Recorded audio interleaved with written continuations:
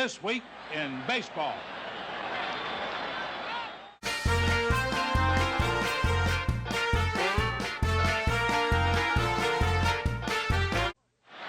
Hello there, everybody. This is Mel Allen. And here are the defending American League champion New York Yankees going up against the Red Sox of Boston in a classic rivalry. You know, ever since I can remember, New York and Boston fans have said the season doesn't start till the Sox and Yankees meet. Last week, the red-hot Red Sox came to Yankee Stadium and got right down to business by beating the Yankees in their first meeting. Fact is, as soon as someone yells play ball, these two teams always get down to business fast. Take the next game they played. Rick Burleson jumps on Ken Holtzman's first pitch of the game for a leadoff double.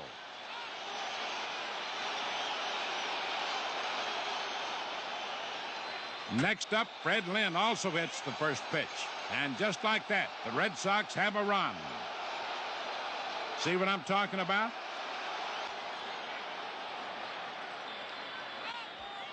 Designated hitter Jim Rice knows this is serious business. His single to right field sends Lynn to third and sets up the second run of the inning. Starter Ken Holtzman doesn't know what hit him.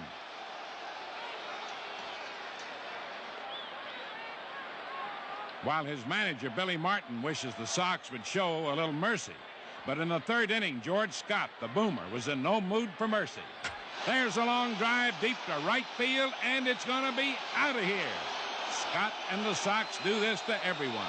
They lead the American League in home runs, but somehow they're always sweeter against the team in pinstripes. And when it came time for a seventh inning stretch, Boston led 5-2. The stadium crowd grows impatient. They want their team to start really playing ball. The Bronx Bombers get the message.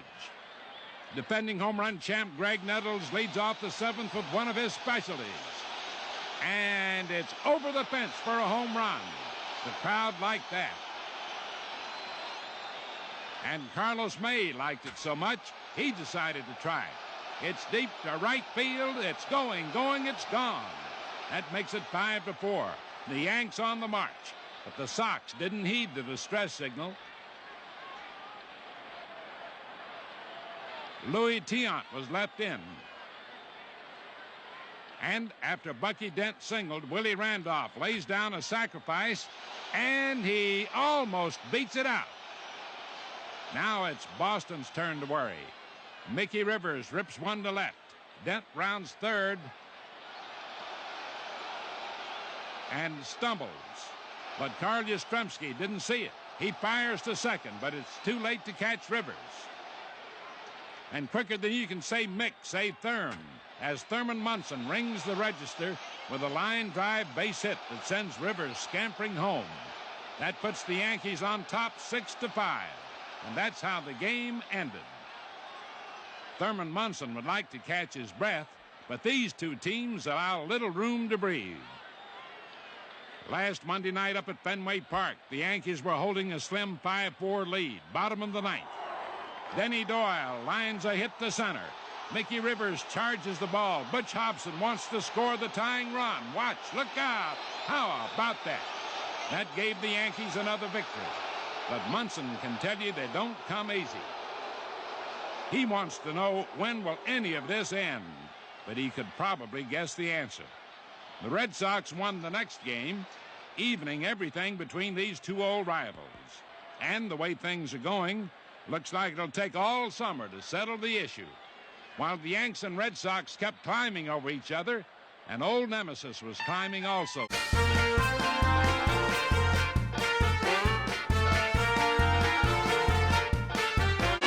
Record crowds came out to Comiskey Park last weekend to see the White Sox get in step with the Yankees. The Sox are full of rollicking hitting rhythm, which moves to the beat of their bat cracks. Their tune, a Major League leading .293 team batting average. And the music to Chicago fans' ears is right on the score sheet, culminating in a crescendo of runs.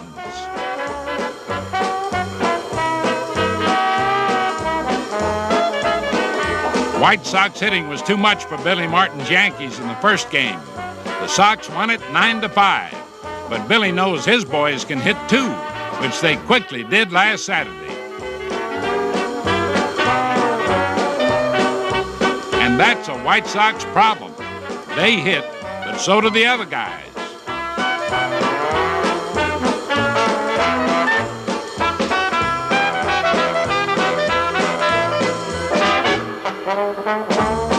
Their bullpen has been known to get early calls. The Yanks keep upping their lead.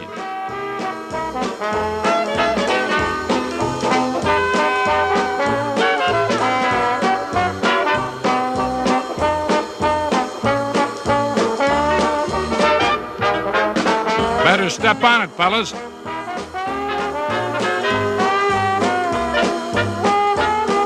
Sox manager Bob Lemon has to wish he was still pitching. They could sure use his great sinker ball. The Yankee lead didn't worry the fans much, not with guys like Richie Zisk in the lineup. The fans like to set a target for Zisk in left field.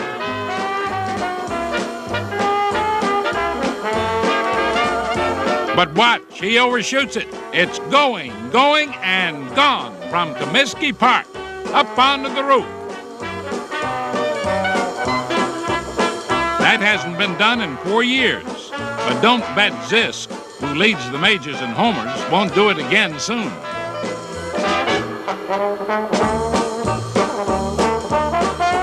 In the bottom of the ninth, score 8-6, Sparky Lyle comes in to face Zisk with 2 on, 2 out. Zisk ready. Lyle pitches. Zisk slams it, but right at Roy White for the final out. The Yankees got away with one there, but don't stop the music yet. The next day, the Yankees were out to show the fans why they're called the Bronx Bombers. Reggie Jackson. What a wallop. Greg Nettles.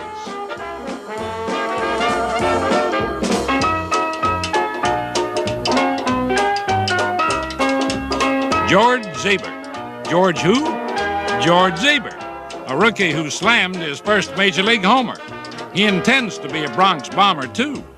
Despite the power, the Yankees barely escaped with a win and had to be happy to leave the Windy City and all this crazy jazz.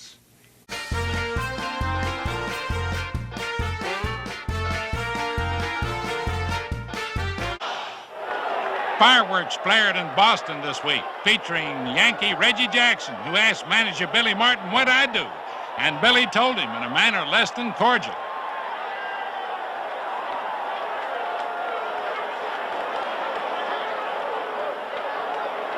And here's the play that lit the fuse. Jim Rice says, "Excuse me," as he lofts one to right field. Reggie comes in, perhaps a bit casually.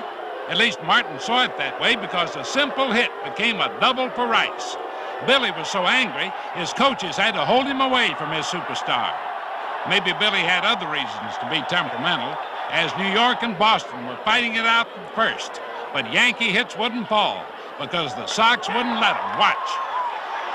A Bernie Carbo carpet sweep. Now it's Mickey Rivers trying his luck. A Denny Doyle spoil. Look at that. Here's Roy White at bat.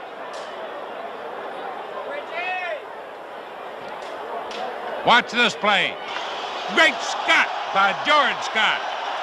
Boston pitchers wouldn't let the Yankees hit much either. Bill Campbell, the $1 million relief ace, saved 2 ball games.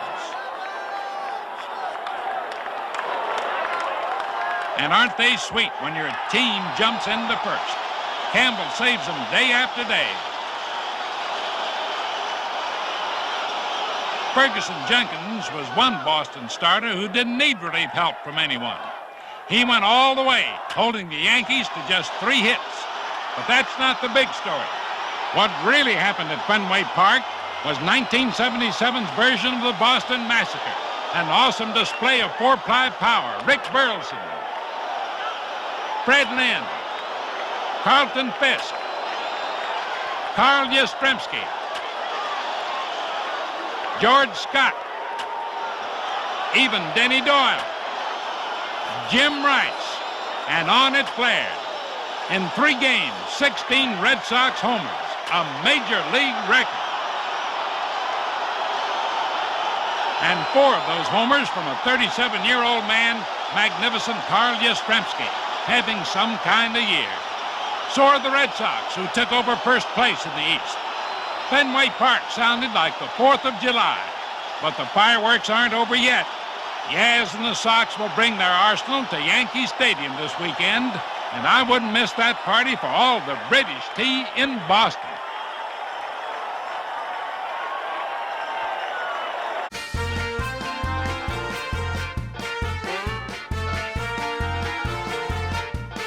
And so did the fans of the New York Yankees. The crowds jammed Yankee Stadium to see the Yankees try to avenge their 3-game loss to the Red Sox in Boston. The Sox began where they left off with power shots. The Sox did this 16 times to the Yankees in Boston. And now Carl Yastrzemski trots home here for 1 run. Then George Scott trotted home. 3 runs. And Butch Hobson, 2 more runs, giving the Sox 33 homers in 10 games and 5 runs off Catfish Hunter. Looked like a repeat of last week, but Catfish, who has been struggling lately, hung in there and prevented further damage until the 9th. Still, New York was in danger of falling further back to Boston in the standings. Relief ace Bill Campbell hadn't failed to win or save a game since April 25th. Now he's got the Yankees down 5-3, 2 outs, no one on, bottom of the 9th. But you never know in baseball. Here's the pitch. Willie Randolph lines one to left center field. Yastrzemski playing a bit too shallow, can't get it. Randolph flies all the way around to third, and the Yankees are still breathing. Roy White takes a breath. And the pitch. And look out! There's a drive to deep right field, going, it is gone. How about that? And that, friends, is what you call a clutch hit. It tied the game and triggered a roar that could be heard all the way to Boston.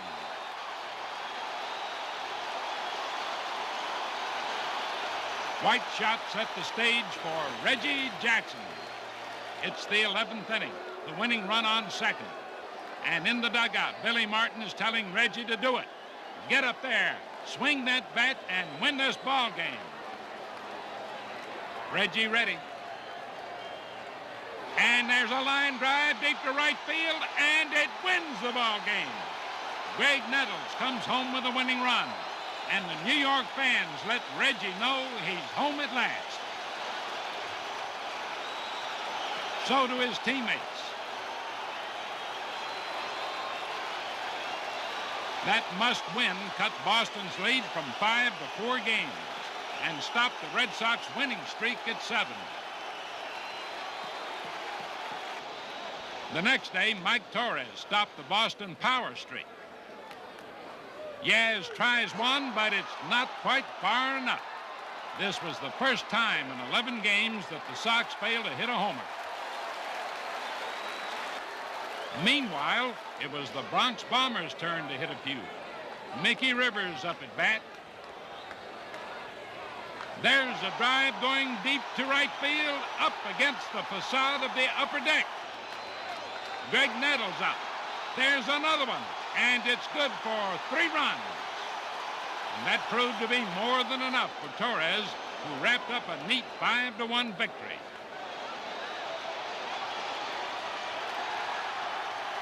That knocked another game off the Boston lead, and now the Yankees were battling to even everything up with their rivals, hoping for a 3-game sweep.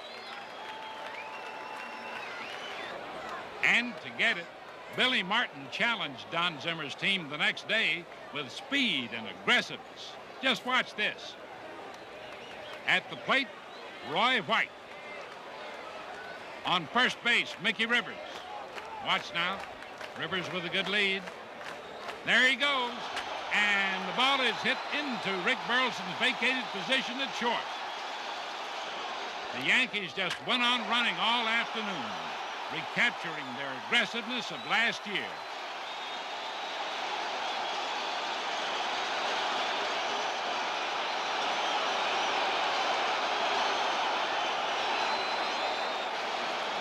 That kind of base running gave Don Gullett a 4-1 lead, which he had little trouble holding until the 9th inning. But in that 9th inning, the Sox rallied to tie it. And so in the bottom of the 9th, the Yankees had to go back to work again. Thurman Munson comes to bat. Bill Campbell on the mound in relief. White running from first, and Munson lines a hit to left. And once again, the hit and run pays off as White races to third.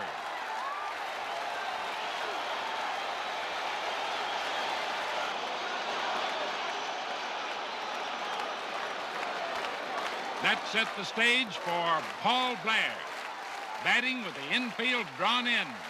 The outcome of the game in the balance. He chops the ball. Hobson's choice. Unfortunate, it's over his head, and New York wins the ball game. Back in the Eastern Division race now, a race that should last through September. The Yankees are supposed to be an unhappy team that never gets along, but these Yankees look like they just might be a whole new ball club. And here's a tangled-up situation as Big George Scott barrels into Yankee third baseman Greg Nettles. George isn't as mean as he looks. He just knows some guys aren't as big as he is. But Mickey Rivers doesn't know that for sure. But just look, Big George is just a gentle guy. Thanks for the tap, son.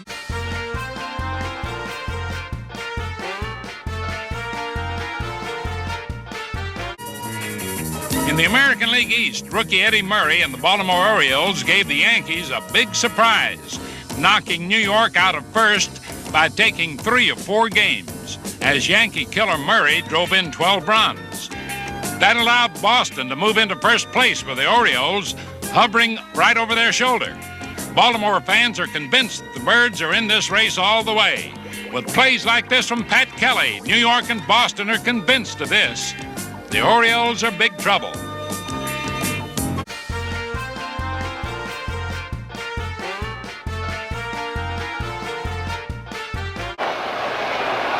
Jim Palmer on the mound. And you know, no one figured the Baltimore Orioles to be in the running, but they've been making a surprise move on the Red Sox and Yankees. At the All-Star game, switch-hitting outfielder Ken Singleton talked about the Orioles. Singleton has developed into one of the game's top hitters, which shouldn't surprise anyone, but the Yankees were stunned by this long drive into the center field bleachers, a feat last accomplished by Mickey Mantle 13 years ago. Boston and New York can't afford to fall too far behind. The pressure's on them. After losing 3 big stars, manager Earl Weaver unveiled some new names, including 7 rookies who've helped a lot. One, 21-year-old Eddie Murray. He started switch hitting a year ago. Man, has he learned fast. He has power. He can hit in the clutch. Already, Murray is a Yankee killer. The most recent addition to Weaver's cast of misfits is the Phantom, former Yankee center fielder Elliot Maddox. After missing virtually 2 years of action with a bad knee, the Phantom has come back to haunt the Yankees. In a recent visit to New York, Baltimore came close to really setting the Bombers back in the race. The Orioles held a 4-2 lead going into the 9th inning of the first game, and with 2 out, Cliff Johnson at the plate, he smashes one to deep right, and there it goes, a game-tying 2-run home run. Johnson may not be a big name, but he's had some mighty big home runs to keep the Yankees motoring. And so has a guy by the name of Reggie Jackson. It's the 10th inning. He belts one going to deep right field, and it's out of here to win the ball game. So what's in the name? The Yankees took 2 of 3 from the Birds, so maybe a team can win a pennant with a few big names.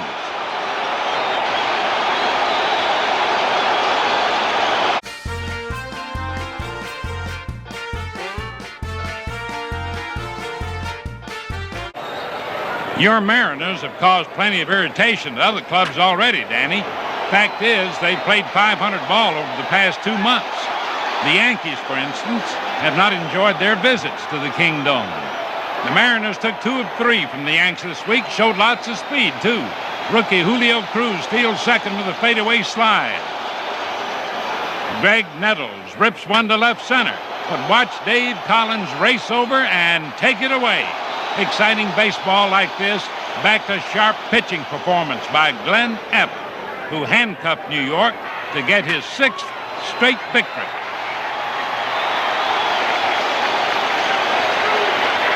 In another game, 30-year-old rookie reliever Enrique Romo closed the curtain on a late-inning rally, something he's been doing all season.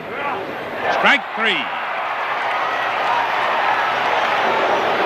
Other teams may not like it, but the Mariners are faring very well.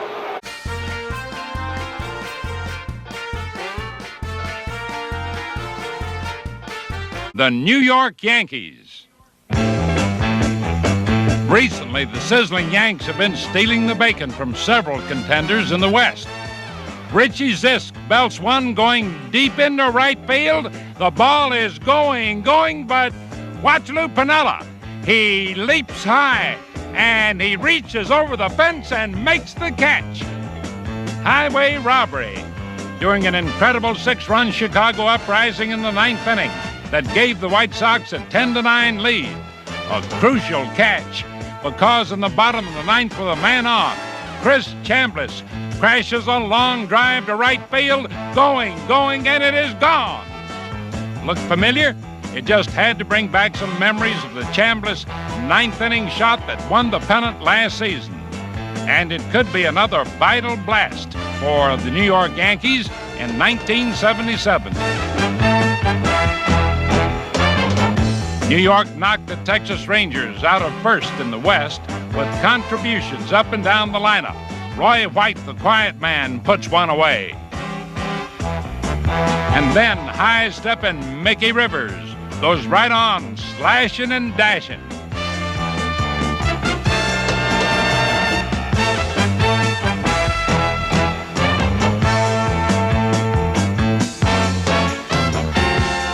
Now it's the turn of sweet Lou Piniella to keep on chipping in when the chips are down.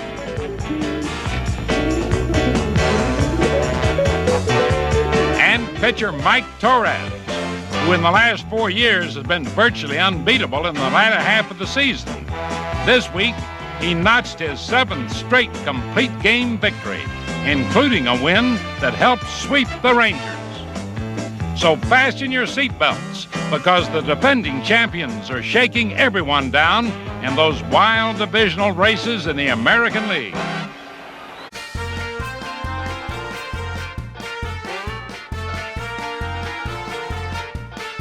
And the New York Yankees. The Yankees forged to the front recently with contributions from many. As predicted, a couple of guys named Reggie Jackson and Thurman Munson had a lot to do with it. After Jackson moved into the cleanup position of the batting order, the Yanks won 17 of 19. Others have contributed to the spectacular surge. Center fielder Mickey Rivers has never been hotter. In one recent spurt, he got 13 hits and 17 at-bats. He isn't stealing bases like he used to, but he's knocking in runs as well as scoring them, all from the leadoff position. But for Rod Carew, Mick the Quick would be fighting for the batting title.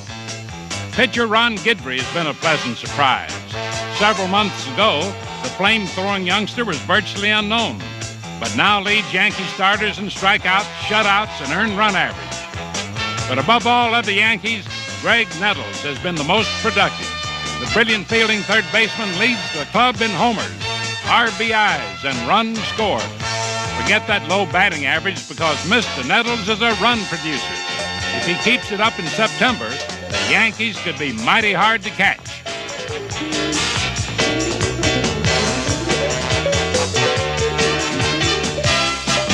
So work they did. Bert Campaneris and Bump Wills now stabilize the infield of the league's best defensive team. Watch Wills. And now take a look at Jim Sundberg behind the plate.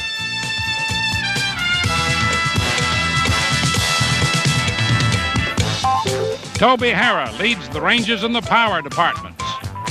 This swing adds to his home run and RBI totals. He's also tops in runs scored. While primarily known for his hitting, Hara made a successful transition to third base this year, allowing Campaneris to fill his old spot at shortstop. First baseman and leading hitter Mike Hargrove has been used in all 9 spots of the batting order this year, but leading off seems to suit him best. He's led off 6 games with home runs. September is going to be a mighty hard ride for the Rangers and everyone else in the wild horse races of the American League. All right, now back to action from the players. The Texas Rangers tied a record this week that was rather strange. Toby Harrah lifts a long fly ball toward the seats in right. Lou Piniella goes back, leaps, can't hold it as he hits the wall, lays stunned on the ground. 1 run scores, while Harrah scores 2 for an inside-the-park homer. That's unusual, but watch this. Bump Wells on the very next pitch, tags one to deep center. And now it's Mickey Rivers chasing the ball. He gets a glove on it, but doesn't get the ball. And Wills flies nonstop. The relay comes in, but Wills races right on. The Rangers get back-to-back inside-the-park homers. Only the second time that's ever happened.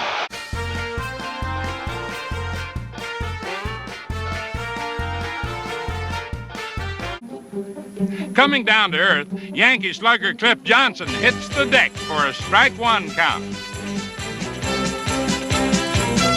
Don't worry about it, baby. You got 2 more rounds. Those Bronx Bombers are famous for swinging from their heels. Of course, you can't always get it all together. Just watch this. A super swing from Lou Piniella, a mighty nice fella. Hey, Lou, if you don't mind, we just have to see that one more time. Psychologists will never divine man's inner thoughts during moments like this.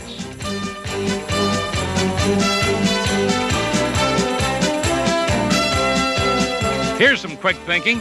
Greg Nettles sees where he's headed and says, oh, forget it. Greg happens to be one of the best third basemen in the world, but watch him here. He drifts under a pop-up and yells, I got it! Where's the ball?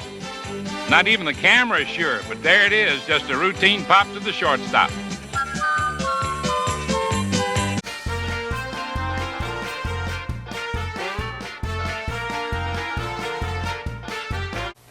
With just days to go in the season, one race remains, and it's a classic. New York, Baltimore, and Boston, again battling for supremacy in the American League East. Standing room-only crowds jammed Yankee Stadium for 3 pressure-packed games between the Red Sox and the Yankees. Rookie Mike Paxton started game number 1 for the Sox, and he looked like he was accustomed to these pressure cookers.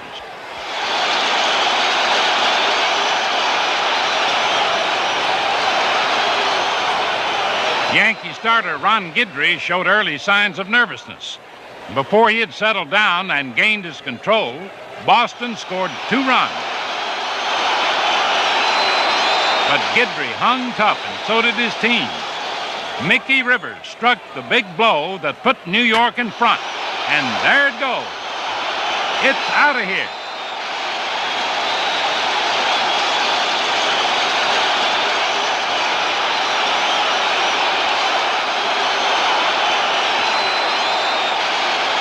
Mick the Quick had a mighty busy night.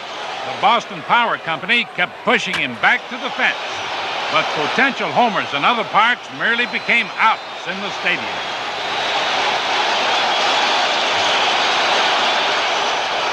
And Ron Guidry took care of the rest, allowing only 5 hits, striking out 8. That settled one game, but the pressure continued.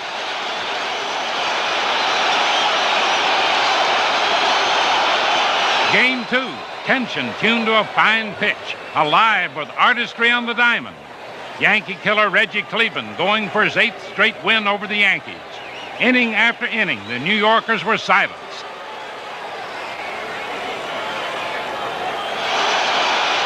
Billy Martin was concerned. And whenever Yankee did hit the ball hard, Boston's defense responded.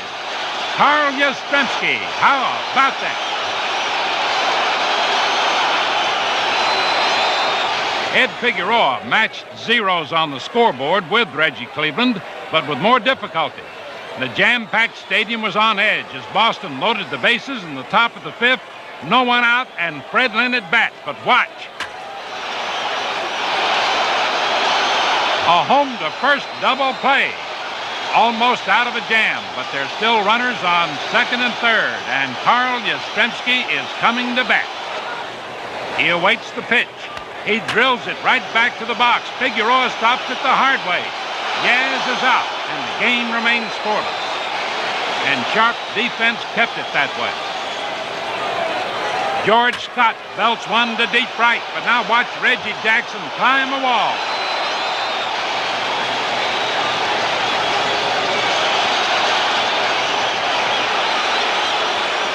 That stopped one rally, and later Reggie did it again. This time it's Bernie Carbo who's robbed.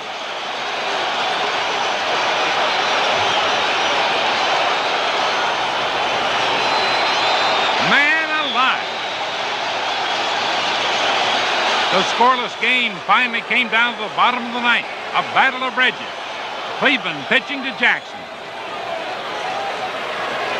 Thurman Munson's on first after a leadoff single. Cleveland ready for the 3-2 pitch. So is Jackson. And there it goes. Deep to right center. And it's going, and it is gone. And with that dramatic game-winning homer, the Red Sox fall another game back in the standings.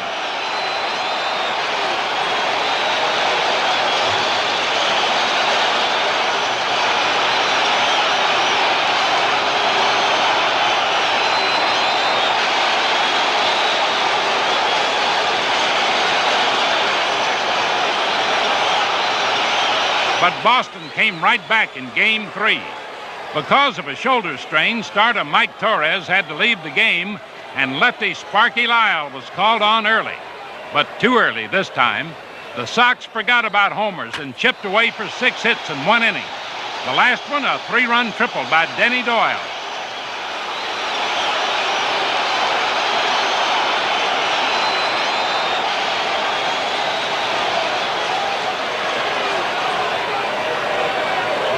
And that's all Senor Louis Tiant needed. He hypnotized the Yankee hitters with twists, twirls, and tantalizing curves. So after all the sound and fury, the race still continued. The New York Yankees also picked up a new designated hitter, Dave Kingman. In Detroit, Kingman and company really made the Yankees look like the Bronx Bombers of old. Just watch this one disappear. Paul Blair, filling in for the injured Mickey Rivers, won another game in the late innings in the Bronx Bomber style.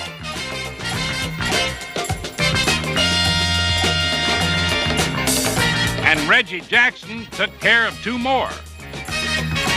Jackson's 5 homers in 5 days gave him 30 for the year, and 100 runs batted in. New York swept Detroit to widen its first-place margin. And for serving the big hand in those Yankee victories, the Gillette Special this week goes to Reggie Jackson.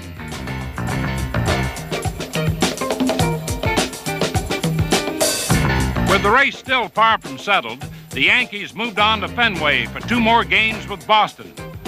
The Red Sox were desperately scrapping to stay alive. Just watch.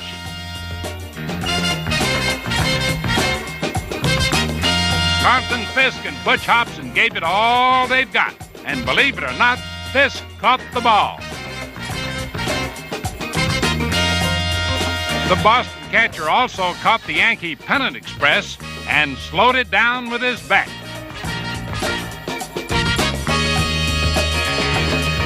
This big 3-run homer over the Green Monster led the way to a 6-3 win, much to the delight of the fantastic Fenway fans.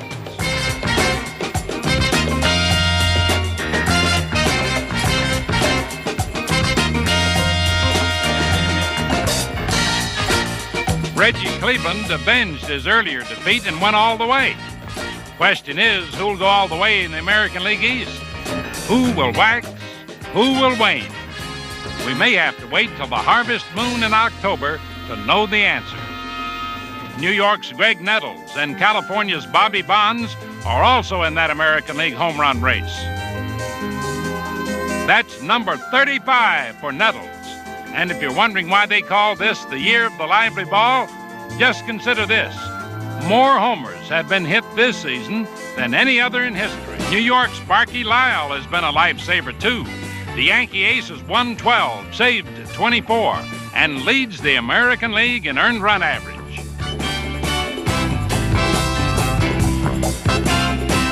And that, ladies and gentlemen, is baseball 1977, a very good year. Until next season rolls around, this is Mel Allen saying, so long, everybody.